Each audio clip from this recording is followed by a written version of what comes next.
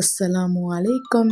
வணக்கம் மக்களே. இன்னைக்கு கனவானம் டக்குன்னு பண்ணிடலாமா? வாங்க.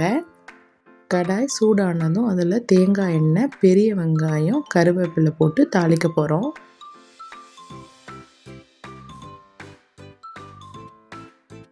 நல்லா பொரிஞ்சு வரையில் நான் ஒரு மீடியம் சைஸ் தக்காளி சேர்த்துருக்கேன்.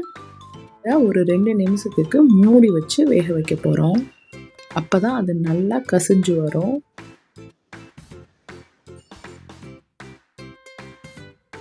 இப்போது இது கூட 1½ டீஸ்பூன் மிளகாய்த்தூள் சேர்த்துக்கிறேன். அது நல்லா எண்ணெயில் வதக்கணும்.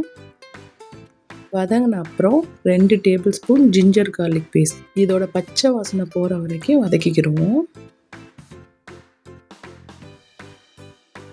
இப்போ 1 டீஸ்பூன் மீன் மசாலா தூள் சேர்த்து வதக்கணும்.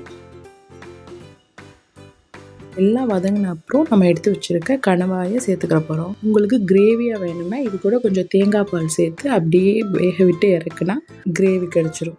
நான் இன்றைக்கி கொஞ்சம் டிஃப்ரெண்ட்டான ஸ்டைலில் பண்ண போகிறேன். அதனால் இது கூட ஜீரகம், கசகசா, மிளகு சேர்த்து அரைச்ச அந்த பேஸ்ட் போட்டுக்கிறேன். இப்போ கொஞ்சம் தண்ணி ஊற்றிக்கிடலாம். உப்பு, காரம் எல்லாம் கரெக்டாக இருக்கான்னு இந்த டைமில் பார்த்துக்கிறோங்க. இப்போ இதை அப்படியே மூடி வச்சு கொதிக்க விடணும். நல்லா கொதித்து கனவா ஒரு 70% வெந்திருக்கையில் இது கூட நம்ம உருளைக்கிழங்கு, கத்திரிக்காய், முருங்கைக்காய் இது 3 ஆட் பண்ணிக்கலாம்.